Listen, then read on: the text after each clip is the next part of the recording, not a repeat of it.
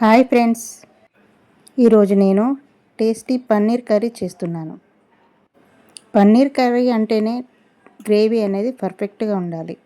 అప్పుడే టేస్ట్ బాగుంటుంది. అది ఎలాగో లేట్ చేయకుండా చేద్దామా? ఓకే, ప్రాసెస్లోకి వెళ్ళిపోయే ముందు కొత్తగా వీడియో చూసేవాళ్ళు నా ఛానల్ని సబ్స్క్రైబ్ చేసుకోండి. నేను ఒక 250 గ్రామ్స్ ఫ్రెష్ పన్నీర్ తీసుకున్నాను. ముందుగా గ్రేవీ కోసం కొన్ని పల్లీలు తీసుకుంటున్నాను. ఇవి కాస్త వేయించుకొని పొట్టు తీసుకొని పక్కన పెట్టుకోవాలి. వీటితో పాటు కొన్ని కాజులు కూడా తీసుకుంటున్నాను.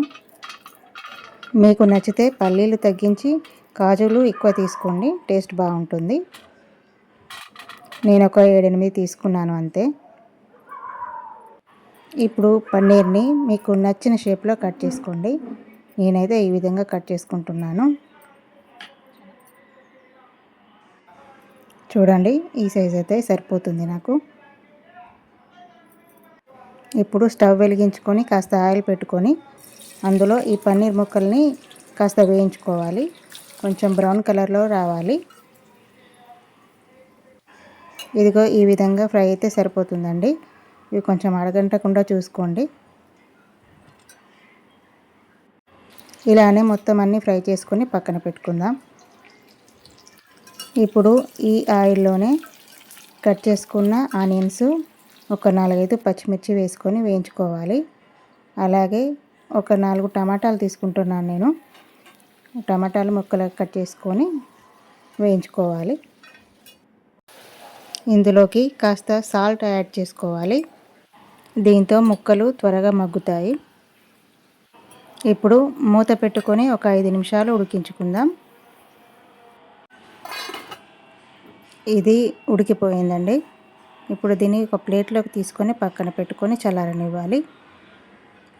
ఇప్పుడు గరం మసాలా కోసం ఒక 4-5 లవంగాలు, ఒక 2 యాలకులు, కొంచెం చెక్క, ఒక 5-6 మిరియాలు కూడా వేసుకొని పల్లీలు కాజుతో పాటే మిక్సీ చేసుకున్నాను. ఇందులోనే మనం ముందుగా ఉడికించి పెట్టుకున్న టమాటా ఆనియన్స్ ముక్కల్ని వేసుకొని మిక్సీ పట్టుకోవాలి. కొన్ని వాటర్ యాడ్ చేసుకొని మెత్తగా గ్రేవీలా తయారు చేసుకోవాలి. ఇప్పుడు కర్రీ కోసం ఆయిల్ పెట్టుకొని తాలింపు వేసుకోవాలి. ఆనియన్స్, పచ్చిమిర్చి, కాస్త పుదీనా వేసుకొని వేగనివ్వాలి. వీటితో పాటు అల్లం వెల్లుల్లి పేస్ట్ వేసుకొని కలుపుకోవాలి. అలాగే కాస్త పసుపు కూడా వేసుకోవాలి. ఇప్పుడు మనం ముందుగా మిక్సీ పట్టి పెట్టుకున్న గ్రేవీని ఇందులో వేసుకొని కలుపుకోవాలి.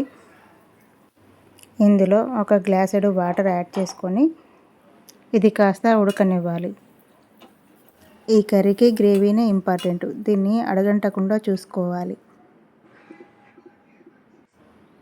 ఇప్పుడు ఇందులో సరిపడ కారం, తగినంత ఉప్పు, కాస్త ధనియా పౌడర్ అన్నీ వేసుకొని కలుపుకోవాలి. మనం గరం మసాలా అనేది గ్రేవీలోనే గ్రైండ్ చేసుకున్నాం కాబట్టి సరిపోతుంది. నేను తీసుకున్న కారం ఎక్కువ కలర్ లేదండి, అందుకేనేమో కలర్ రావటం లేదు. మీ దగ్గర కొత్త కారం ఉంటే వేసుకోండి, కలర్ఫుల్గా కనబడుతుంది. దీంట్లోకి కాస్త కసూరి మేతి కూడా నలిచి వేసుకోవాలి. ఇప్పుడు మనం ముందుగా ఫ్రై చేసి పెట్టుకున్న పన్నీర్ ముక్కల్ని వేసుకుంటున్నాను. ఇవి వేసిన తర్వాత నెమ్మదిగా కలుపుకోవాలి. ఇప్పుడు కాస్త మూత పెట్టుకొని ఒక 2 నిమిషాలు ఉడికించుకుంటే సరిపోతుంది. ఇప్పుడు కాస్త కొత్తిమీర వేసుకొని నెమ్మదిగా కలుపుకోవాలి. మన పన్నీర్ ముక్కలు విరగకుండా చూసుకోవాలి. అడుగు నుండి కలుపుకోవాలండి. ఇది కాస్త దగ్గర పడితే సరిపోతుంది. ఒక 2 నిమిషాలు మూత పెట్టుకొని ఉడికించుకుందాం. ఇదిగోండి, ఇప్పుడు మనకు కావలసిన గ్రేవీ అనేది రెడీ అయింది. దీనిపైన కాస్త బటర్ కానీ నెయ్యి కానీ వేసుకోండి, టేస్ట్ బాగుంటుంది. నేనైతే నెయ్యి వేసుకుంటున్నాను. అంతేనండి, వేడి వేడి పన్నీర్ గ్రేవీ కర్రీ రెడీ అయిపోయింది. ఇది రోటీలోకి కానీ, పూరీలోకి కానీ, చపాతీకి కానీ చాలా బాగుంటుంది. రైస్లోకి కూడా ప్లెయిన్ రైస్ కాకుండా బగారా రైస్ కానీ, జీరా రైస్ కానీ దాంతో చాలా బాగుంటుంది. ఇంకా లేట్ చేయడం ఎందుకు, సర్వింగ్ బౌల్లోకి తీసుకొని అందరికీ వడ్డించేయండి. ఇలా ఈ కర్రీని తప్పకుండా ట్రై చేయండి. టేస్ట్ ఎలా వచ్చిందో కామెంట్ చేయండి. ఓకేనండి, థ్యాంక్ యూ ఫర్ వాచింగ్.